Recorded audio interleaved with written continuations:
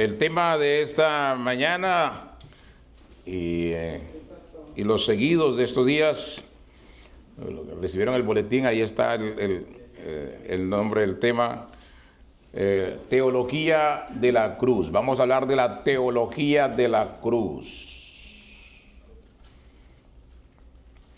Capítulo 1 de primera carta a los Corintios, versículo 18.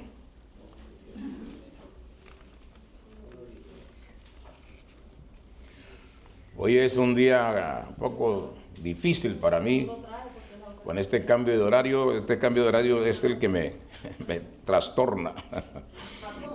No me gusta para nada este cambio de horario. Sobre todo el otro no, de reducción es el que más me molesta. Muy bien. Primera carta a los Corintios 1:18, que dice: porque la palabra de ¿qué? De la cruz es ¿qué? Locura a quienes. Pero esto es ¿qué? Es poder de ¿qué? De Dios. Es poder de Dios. Muy bien, volvamos una vez más. Porque es para los que se pierden, pero a los que se salvan, esto es a nosotros, es poder de Dios. Una vez más todos. Porque la palabra de la cruz es poder, es locura a los que se pierden, pero a los que se salvan, esto es a nosotros, es poder de Dios. Gloria a Dios. Señor, bendiga su palabra y hable a la mente, al oído de cada uno de nosotros. Que no seamos oidores, sino hacedores de su palabra. En el nombre de Cristo Jesús. Amén y amén. Pues esta teología de la cruz tiene un montón de cosas que decir y no sabríamos por dónde empezar, pero tenemos que empezar por algún lado, ¿cierto? Y terminar en alguna parte. Pero para empezar, ¿de dónde sale la llamada teología de la cruz? Bueno, por allá en el año 1517 fue precisamente Martín Lutero el que habló, en 1518 habló de la teología de la cruz. Pero no es exactamente una enseñanza de Martín Lutero. Evidentemente él toma la palabra del apóstol Pablo para hablar, para argumentar la teología de la cruz. Él toma este pasaje del 18 hasta el 26 y habla de la teología de la cruz. Porque la palabra de la cruz es locura a los que se pierden, pero a los que se salvan, esto es a nosotros, es poder de Dios. Ahora, cuando el hombre quiere elevar su propia sabiduría, automáticamente intenta rebajar la sabiduría de Dios. Y ese es un problema, porque nos movemos entre la sabiduría de Dios y la sabiduría humana. La teología de la cruz quiere darnos a entender y a saber la sabiduría de Dios, pero hay una teología que se contrapone a la sabiduría de Dios o a la teología de la cruz. ¿Y es cuál? La teología de la gloria del hombre. La teología de la cruz le da la gloria al Señor, a Dios Padre, Dios Hijo y Dios Espíritu Santo. Pero la teología de la gloria le da la gloria ¿a quién? Al hombre. Porque el hombre, el ser humano, si bien es cierto, la Biblia dice que todo viene de Dios y que Dios mismo es el que permite que nosotros conozcamos a su Hijo Jesucristo, el único Salvador del mundo, porque fue el único que murió en la cruz del Calvario. El hombre dice, es cierto que Dios nos ayuda, pero el hombre tiene que hacer lo suyo. O sea, como quien dice, ¿recuerdan una frase muy popular en el mundo de la gente? Y todo el mundo, y mucha gente dice que que pareciera que es una frase bíblica, pero no está en la Biblia. Es la teología, esa es una frase que honra la teología de la gloria, dándole la gloria al hombre. ¿Y cuál es esa frase? Ayúdate, que yo te ayudaré. ¿Ya? La Biblia no dice por ninguna parte de eso, pero mucha gente dice, la Biblia dice, ayúdate que yo te ayudaré. No, eso no dice la Biblia. La Biblia no dice eso. Pero eso es como que si nosotros simplemente vamos, ¿cierto? Caminamos, andamos y necesitamos la asistencia en un momento determinado de Dios. Que si yo me porto bien, entonces Dios va a obrar en mi vida. Eso es como que yo puedo ser un buen conductor, ¿cierto? Puedo pagar mis impuestos, puedo pagar mis deudas. Y tengo un servicio de la AAA, por ejemplo, y me varo en mitad de camino yendo a San Antonio, yendo a cualquier lugar. Y entonces, ¿qué tengo que hacer? Simplemente llamo un asistente, ¿no? Y mucha gente cree que Dios es algo así como un asistente. Yo me porto bien y entonces como me porto bien me tiene que ir bien. Y como me porto bien, entonces yo voy a ir al reino de los cielos. Pero nadie va al reino de los cielos porque se porta bien. Claro, portarse bien es el resultado ¿de qué? De ser salvos, de haberle entregado su vida a Jesús, el autor y consumador de ella, y que murió en la cruz por sus pecados y por mis pecados. Y ese es el problema, porque la palabra de la cruz es locura a los que se pierden. ¿Qué quiere decir eso entonces? ¿Qué entiende la gente? La gente común, ¿qué dice sobre el particular? Que Dios tomó forma humana, eso es locura. El sabio de la tierra que dice que Dios haya sido crucificado en una cruz, Dios, el Todopoderoso, eso es locura. Que Dios resucitó al tercer día a los muertos después de haber sido clavado en una cruz, ¿eso es qué? Eso es locura. Que Dios se hizo hombre en el vientre de una mujer que creció ayudándole a su papá ahí en la carpintería, eso no tiene sentido. Que predicó el evangelio y a través de su muerte entonces nos da vida eterna. Eso es locura. Por eso es que dice Pablo, porque la palabra de la cruz es que locura a los que se pierden. Entonces, como el hombre natural no puede entender las cosas espirituales, ¿qué pasa con él? Que no le ve sentido a nada de lo que puede leer en la palabra de Dios. Y evidentemente no puede verle sentido. ¿Por qué?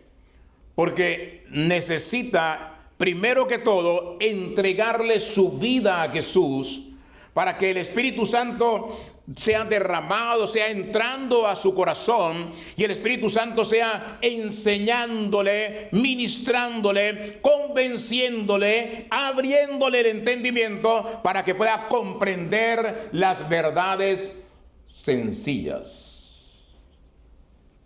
prácticas, que usted y yo y que toda persona, hasta un niño, pueda entenderlas. Ahí sí, como diría el finado Charles Spurgeon, ¿por qué Dios tendría que hacer las cosas complicadas si Él lo que quiere es que todo el mundo se salve? Y es la verdad. Dios no tendría por qué hacer las cosas complicadas. El problema es que el hombre quiere darle la gloria al hombre y no le quiere dar la gloria ¿a quién? A Dios. ¿Y qué dijo Dios desde el Antiguo Testamento? Que Él su gloria no la comparte con nadie. Su gloria no la comparte con nadie. La gloria es para Él y solamente para Él. Por eso el primer mandamiento que dice, oye Israel, Jehová tu Dios, ¿qué? Uno es. La gloria es para nuestro Padre Dios. Por eso, para el hombre natural, para la persona natural, la palabra de la cruz es una locura. Recuerdan ustedes, en el libro de los Hechos, Pablo va a Atenas. ¿Qué es Atenas? La cuna de la filosofía.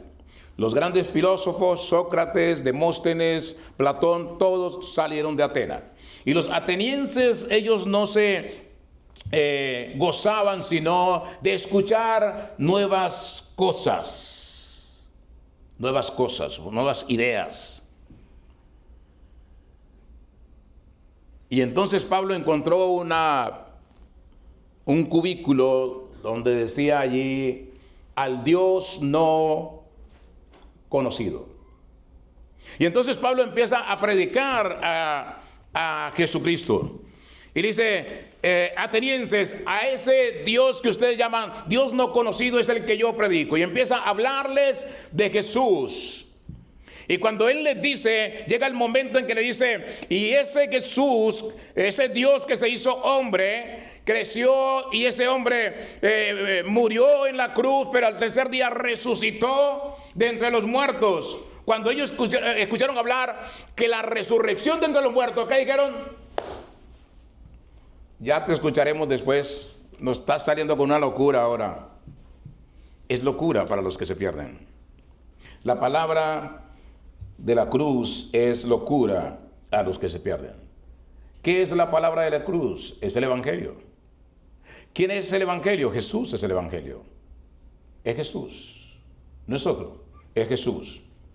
Dice, pero a los que se salvan, esto es, a nosotros, es poder de Dios.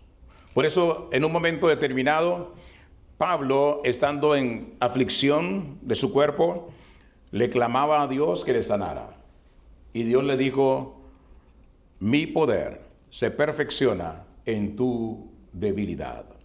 Cuando somos débiles y nos postramos ante la presencia del Señor, Él nos fortalece y Él nos sostiene, porque su poder se perfecciona en nuestra debilidad.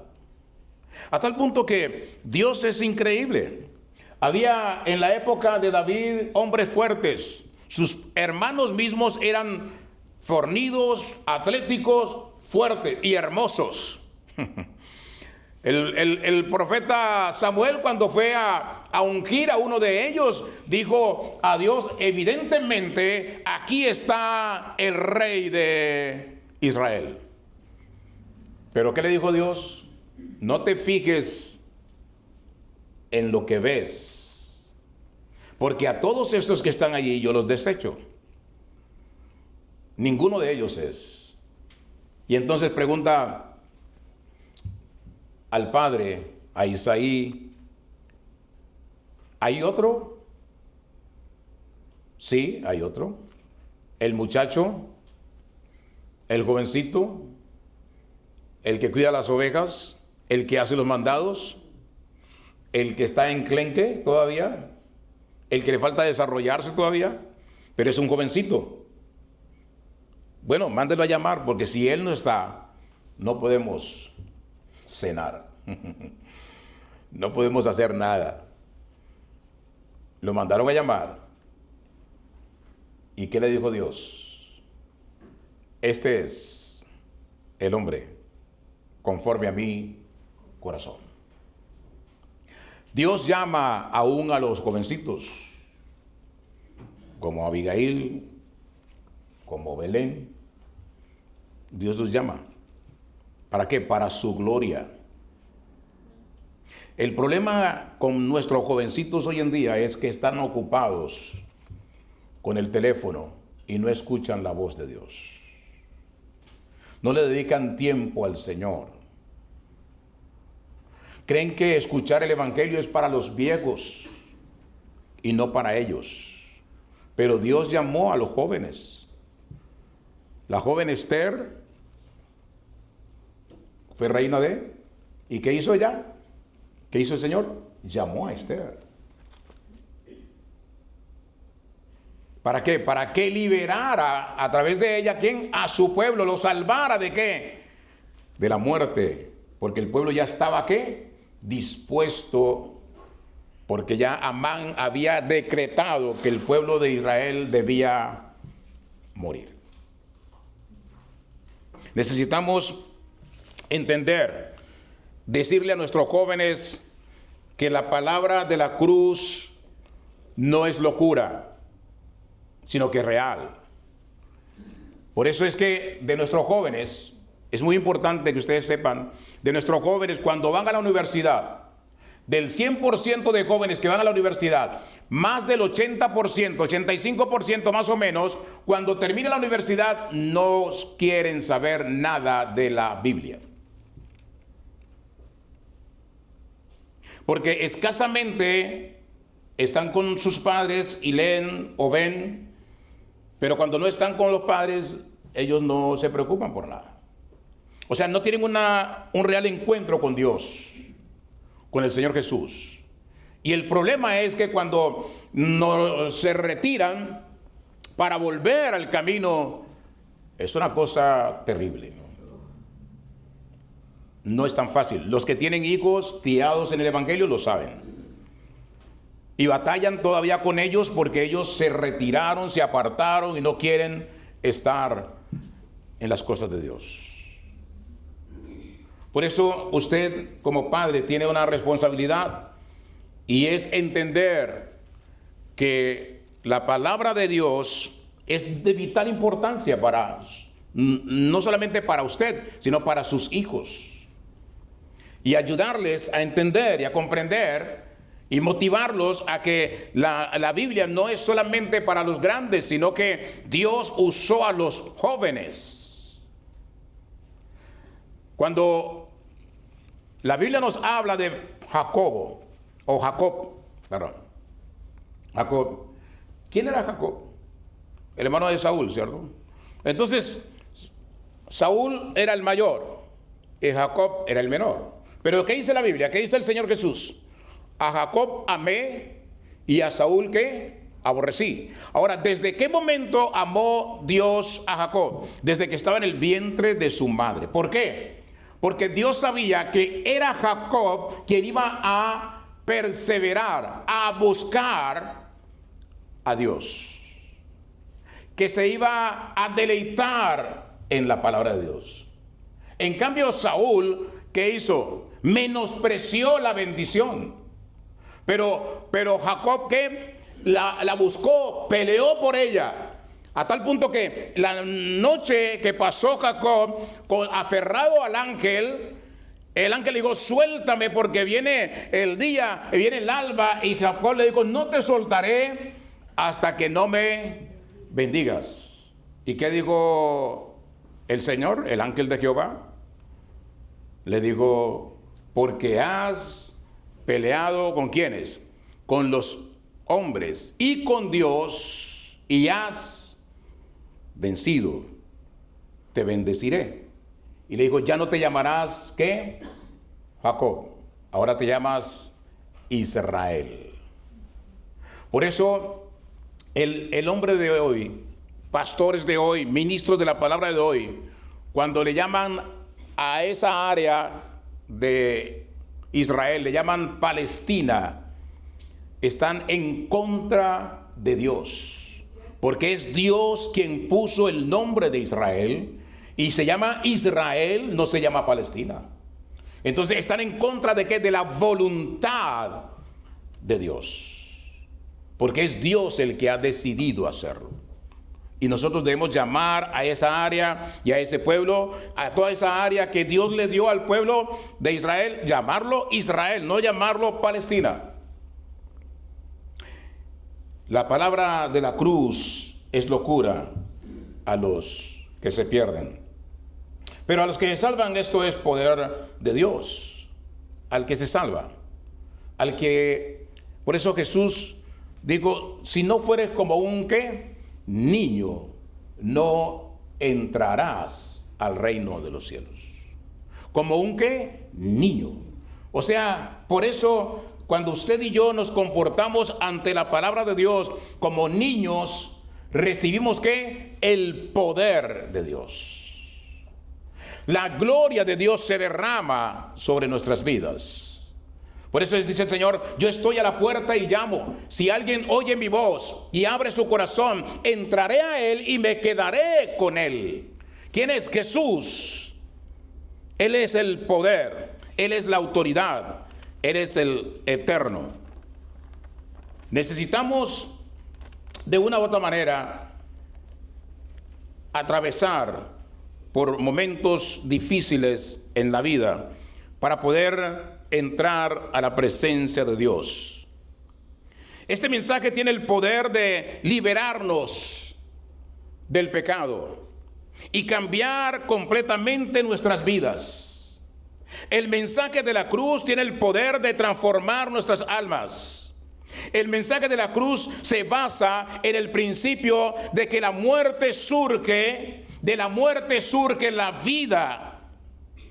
De la muerte surge la vida. Y eso fue lo que el Señor Jesucristo dijo en Juan 12:24. Ahí Jesús dice, si el grano no cae en tierra y muere, queda solo. Pero si muere, da mucho fruto. Para vivir, usted tiene que morir. Para vivir tenemos que morir. Tenemos muchos ejemplos bíblicos. ¿Qué pasó con Moisés, por ejemplo? Moisés, llamado a sacar el pueblo de Israel a la tierra prometida, transitó 40 años por el desierto, muriendo, y hasta que no murieron incluso todos, esa generación de padres, no llegaron a la tierra prometida. Abraham tuvo que estar dispuesto a ofrecer a su hijo en sacrificio en el altar. Y cuando ya tomó el cuchillo para enterrarlo, Dios le dijo, detente porque ya sé que me temes. Y a partir de ahí, Abraham recibió ¿qué? Las bendiciones que Dios tenía para él y que le había prometido al decirle, sal de tu tierra y de tu parentela y ¿qué? A una tierra que yo te mostraré y te bendeciré. Y en ti serán benditas ¿qué? Todas las naciones de la tierra. Y hay muchos otros ejemplos. Como José, por ejemplo, una historia impresionante. Como David, por ejemplo, incluso el mismo Pablo, ya en el Nuevo Testamento, tuvieron que pasar desiertos para poder ser hombres útiles a Dios y ganar la vida. ¿Para quién? Para Dios. Pero el mayor y mejor ejemplo es ¿quién? Jesús. Es el Señor Jesucristo. Primero, Él tuvo que morir. Él tuvo que sufrir en la cruz antes de poder resucitar de entre los muertos y convertirse en el Salvador de la humanidad. Lo mismo sucede con nosotros. Tenemos que morir a nosotros mismos para poder experimentar la vida de resurrección. ¿En quién? En Cristo Jesús. Tenemos que descender para poder ascender. Tenemos que dar para poder recibir. Y tenemos que servir para poder ser líderes que puedan guiar a otros a servir. ¿Dónde dice eso, pastor, que hay que morir? Váyase a Efesios capítulo 2. Efesios capítulo 2.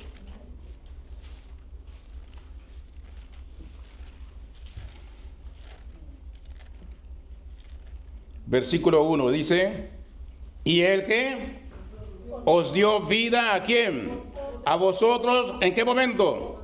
Cuando estabais ¿qué? Muertos. ¿Cuando estabas cómo? Muertos. ¿En qué? En vuestros delitos y pecados.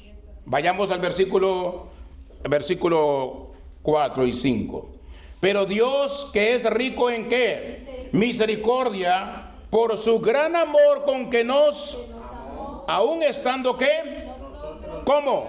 Muertos. ¿Cómo estábamos? Muertos en pecados, nos dio ¿qué? Vida juntamente con Cristo. Por eso, por gracia somos salvos. ¿Cómo estábamos? Muertos. ¿Cómo está una persona que no ha reconocido a Jesús como Señor y Salvador de su vida? Está muerta. Está perdida. Evidentemente está muerta. Necesita entregarle su vida ¿a quién? A Cristo. ¿Para qué? Tener vida. Exactamente, vida eterna. No puedes tener la vida eterna porque hay otra vida eterna, pero esa no es vida. Esa no es vida buena, es una vida de tormento eterno. Si usted quiere vivir una buena vida, como dice la hermana, la que queremos, esa vida eterna con gozo, con maravillas.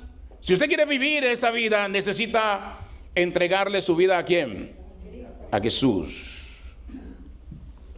Vamos a ver 4 aspectos del mensaje de la cruz. No creo que lo alcancemos y no estoy seguro si veamos muchos, pero empecemos. Primero, 4 aspectos del mensaje de la cruz. Primero, en la cruz de Jesús hubo un intercambio que estableció el mensaje de la cruz. Que establece el mensaje de la cruz. Hubo un intercambio. Váyase a segunda carta a los Corintios, volvamos a Corintios, segunda carta a los Corintios, capítulo 5. Nuestra fe está basada en lo que el Señor Jesucristo hizo por nosotros. ¿Dónde? En la cruz. Muy bien. En la cruz. No debemos olvidarnos de ese punto. Segunda carta a los Corintios, capítulo 5, versículo 21. Dice: al que no conoció, ¿qué? Pecado. Por nosotros, ¿qué hizo? Pecado. Para que nosotros fuésemos, ¿qué? Hecho justicia de Dios en él. Me gusta esa actitud de leer la palabra de Dios. Gloria a Dios.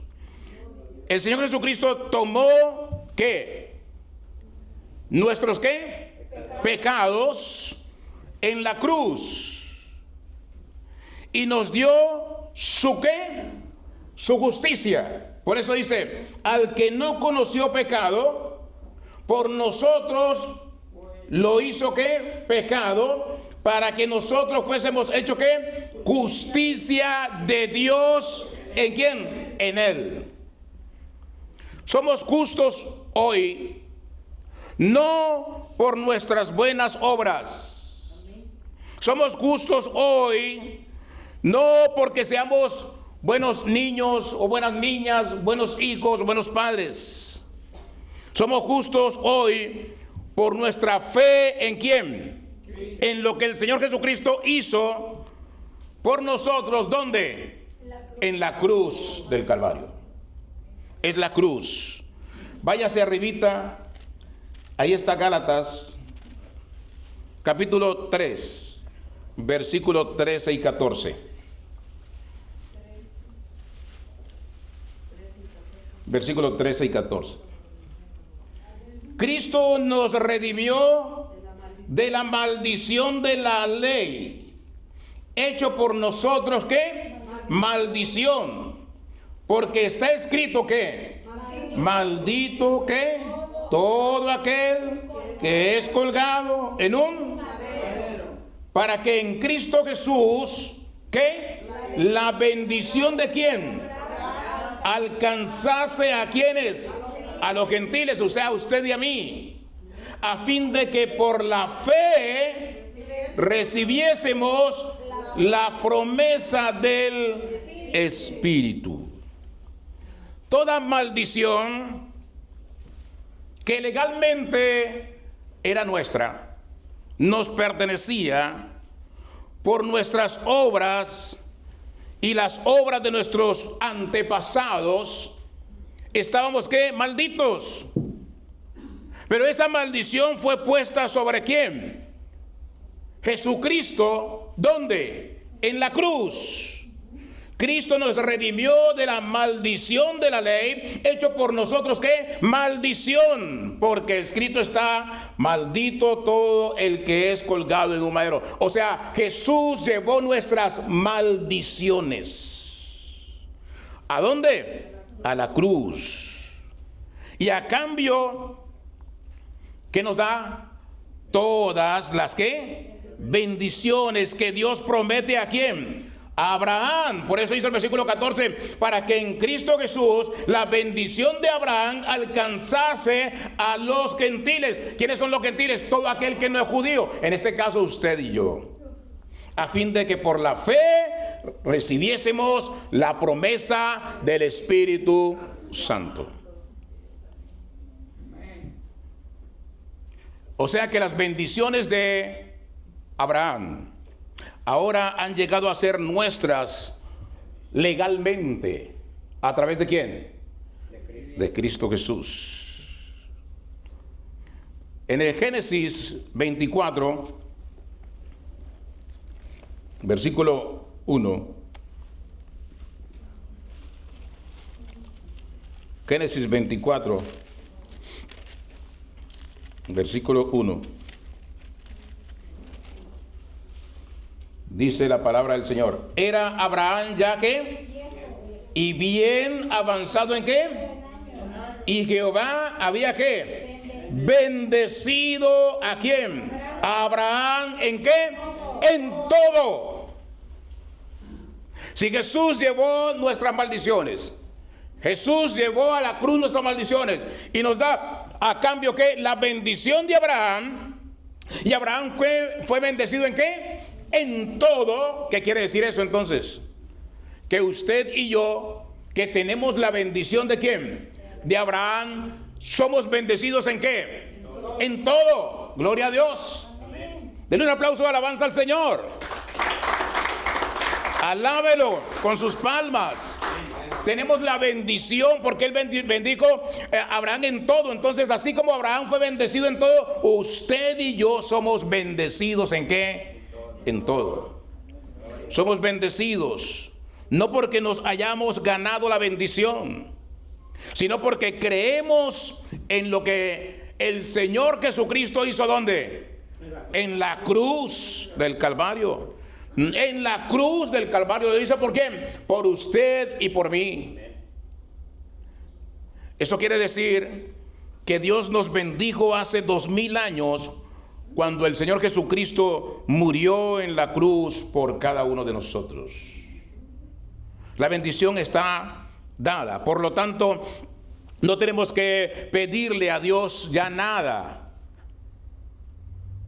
sino que démosle gracias por la bendición. ¿Eso es qué? Eso es fe. Usted va a buscar un trabajo y tiene que decirle gracias, Señor, por ese trabajo. O sea, porque es una bendición que yo sé que ya me diste. Ahora te estoy dando gracias antes de recibirla, porque es la promesa que hay. Hay una enfermedad igual. Gracias, Señor, porque tú me sanas. Ya me sanaste. Es que es la promesa que hay. Sus hijos van a la escuela. Señor, gracias por cuidar a mis hijos, a mi hija, a mi hijo. Gracias, porque es la promesa que hay. Las bendiciones de Abraham las recibimos nosotros. Señor, gracias por la sabiduría que le das a mis hijos, a mi hija, a mi hijo. Gracias. Gracias, Señor. ¿Por qué? Porque esa bendición ya la derramó el Señor, ya la dio el Señor.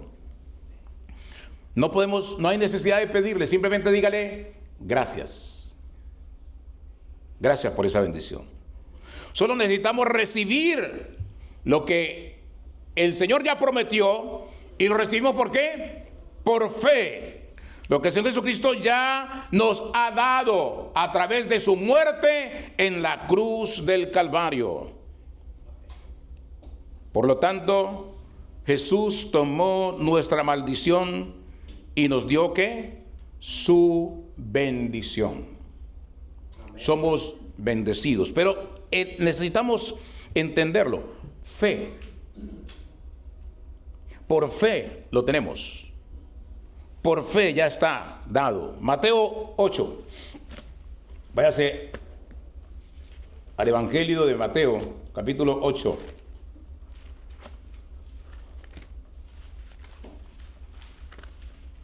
Estamos largos, ¿cierto? Génesis, vamos rumbo a Mateo, capítulo 8, versículo 14. Vino Jesús a casa de Pedro y vio a la suegra de de Pedro, que estaba postrada ¿en qué? En cama. ¿Con qué? Con fiebre. Y tocó su mano y la fiebre ¿qué? La dejó. Y ella se levantó y les servía. Y cuando llegó la noche, trajeron a él muchos ¿qué?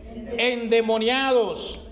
Y con la palabra echó fuera ¿a quiénes? A los demonios.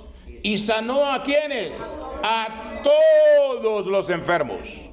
No unos poquitos, no, a todos los enfermos, para que se cumpliese lo dicho por el profeta Isaías, cuando dijo: Él mismo tomó nuestras enfermedades y llevó nuestras dolencias.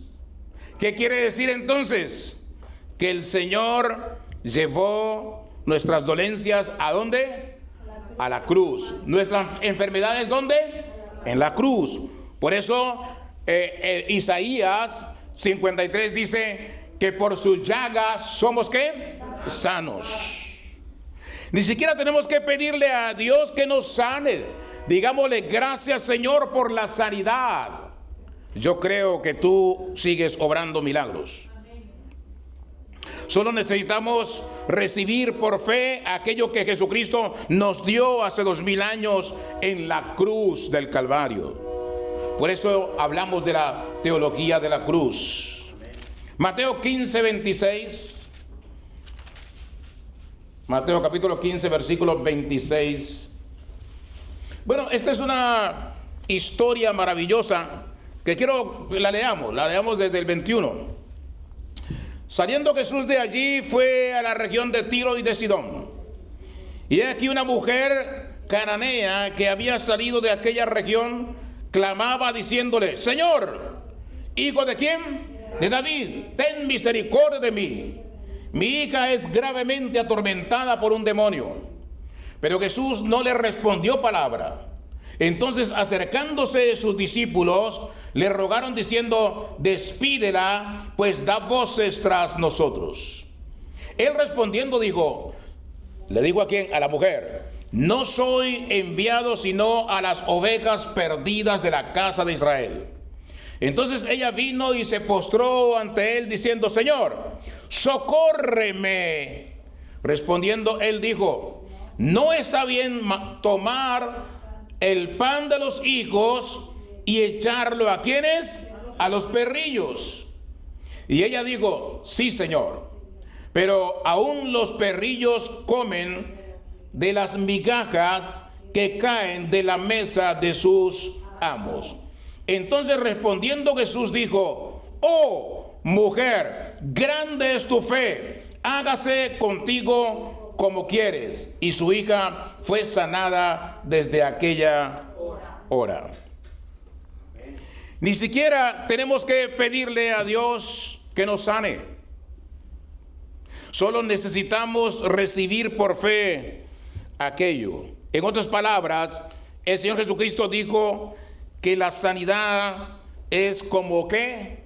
El pan de los hijos.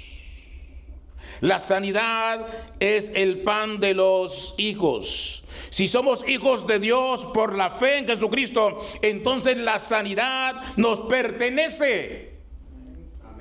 La sanidad nos pertenece. Clamamos, y cuando enfermamos, bueno, por algún motivo el hombre enferma, la mujer enferma, el hombre de Dios enferma, los discípulos de Pablo enfermaron, el mismo Pablo enfermó por algún motivo, porque a veces, y como decía el testimonio del hermano Edgar, igual enfermamos. ¿Para qué? Para la gloria de Dios. Clamamos al Señor, gracias por tu sanidad. Y es la fe que tengamos la que nos ayuda y la que nos hace recibir las bendiciones ¿de quién? De Abraham. Las bendiciones del Señor. Por lo tanto, Jesucristo tomó nuestras enfermedades y nos dio su sanidad y nos dio su salud. Y como dice Efesios 2:5, ya lo leímos, pero volvamos a leerlo. Efesios capítulo 2, versículo 5. Aún estando nosotros ¿qué? Muertos en ¿qué? En pecados. ¿Nos dio qué? Vida juntamente ¿con quién? Con Cristo. Por gracia somos salvos. El Señor Jesucristo cargó en la cruz con todos los aspectos de nuestra naturaleza pecaminosa. Porque cuando estamos en pecados, ¿estamos qué? Muertos.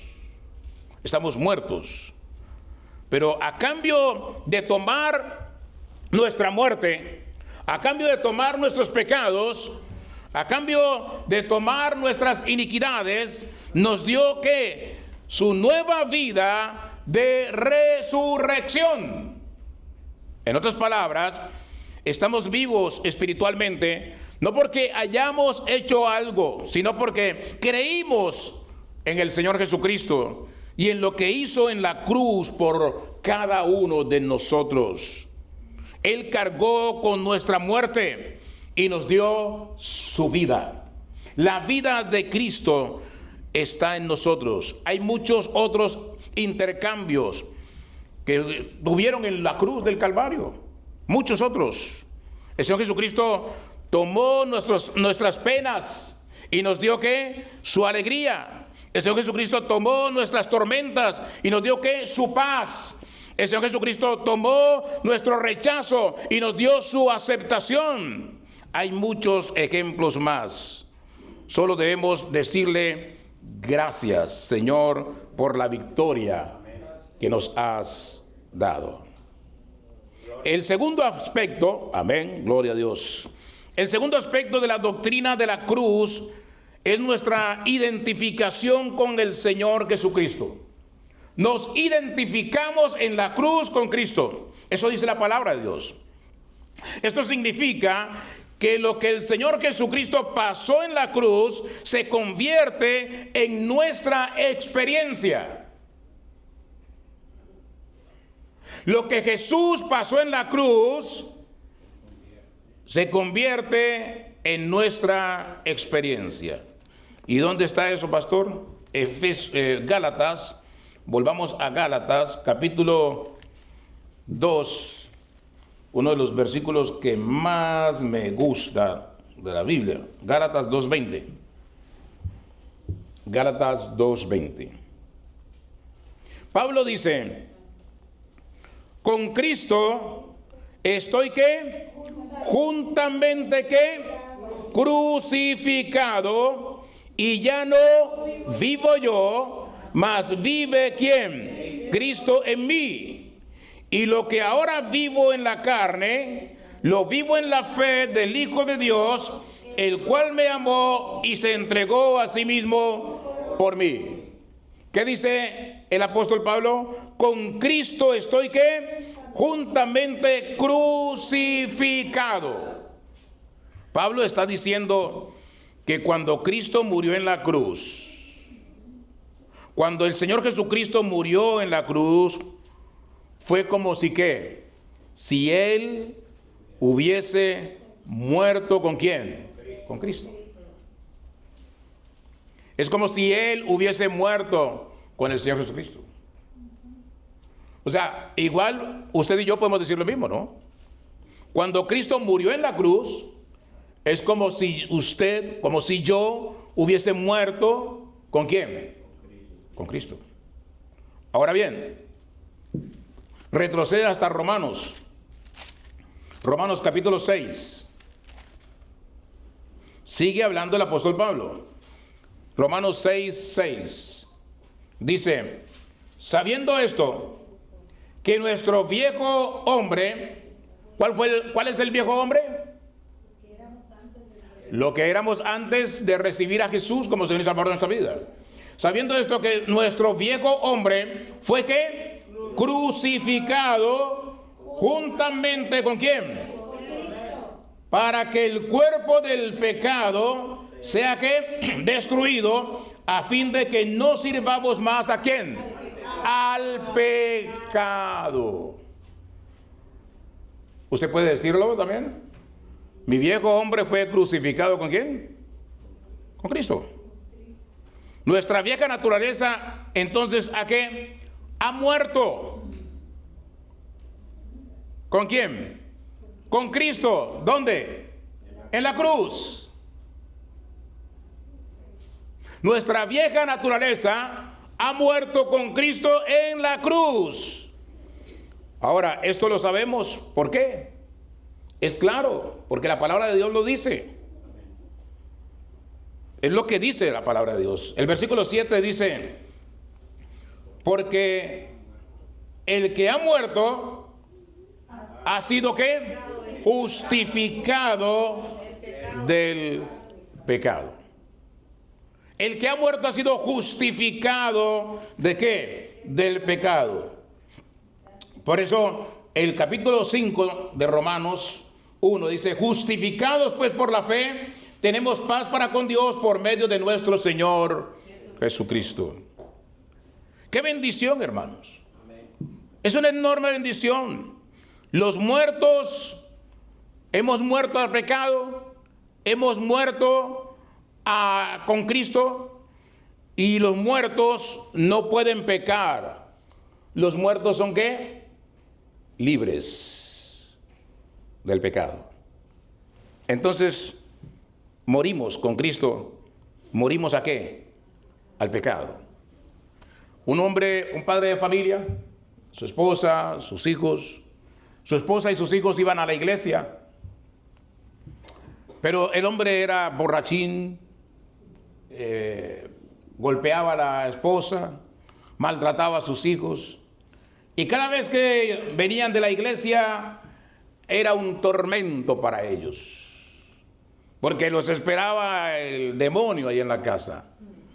¿Ya? Entonces, pero un día estaba sobrio y uno de sus hijas le dijo, papi, vamos a la iglesia. Y le insistió tanto que se lo llevó a la iglesia. Él, por complacer a su niña, porque como milagro de Dios estaba sobrio. Y ese día justamente Dios tocó su corazón. Ese día él entregó su vida a Jesús. Y a partir de ese momento el hombre cambió. A partir de ese momento ya no había maltrato para la señora y ya no había licor para él, porque aborreció el licor, y a partir de ese momento había un trato maravilloso con sus hijos. Y esto tiene una explicación.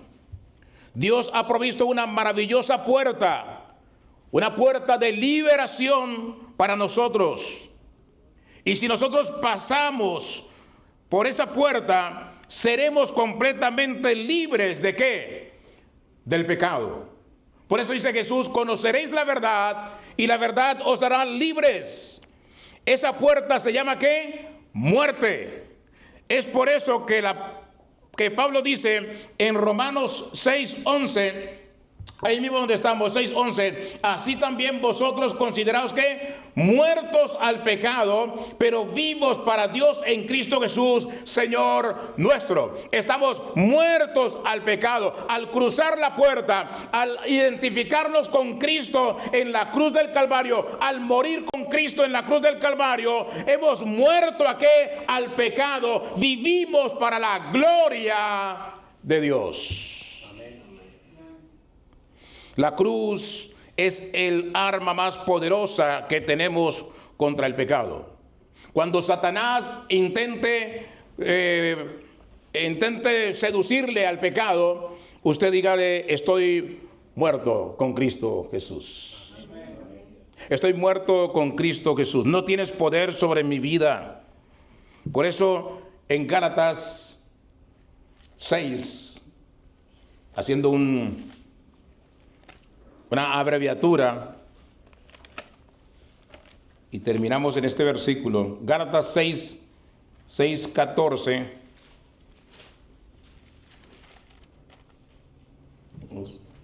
Leamos del 6:13. Porque vosotros, hermanos, a libertad fuisteis ¿qué? Llamados. Solamente que no uséis la libertad como ocasión para la carne. Perdón. Sí. No, estoy leyendo el que no era. No, 6:14. Estaba en el 5:14. 6:14. No, 6:14. 13. Exacto. Excúseme, hermano. Porque ni aún los mismos que se circuncidan guardan ¿qué? La ley. Pero quieren que vosotros os circuncidéis para gloriarse en vuestra carne. ¿Y qué dice el 14? Gálatas 6:14. Pero lejos esté de mí gloriarme, sino en ¿qué? En la cruz de nuestro Señor Jesucristo, por quien el mundo me es crucificado a mí y yo ¿a quién? Por eso es que dice Santiago en el 4:4. Santiago 4:4 dice: toda comunión con el mundo es enemistad para con Dios. Y aquí Pablo está diciendo que él ha crucificado al mundo, y el mundo en él y él en el mundo. O sea, Pablo está diciendo que ¿qué? Que él no tiene comunión ¿con quién? Con el mundo. Hemos ¿qué? Muerto al mundo. ¿Por qué? Porque nuestra vieja naturaleza, ¿dónde quedó? En la cruz del Calvario. Este es el tema de la teología de la cruz. Todo quedó ahí. Todas las doctrinas están expresadas ¿dónde? En la cruz. ¿Tienen su fundamento dónde? En la cruz. ¿La cruz de quién? De Cristo Jesús. En la cruz vimos la luz, así es. Exactamente. Póngase de pie y vamos a orar.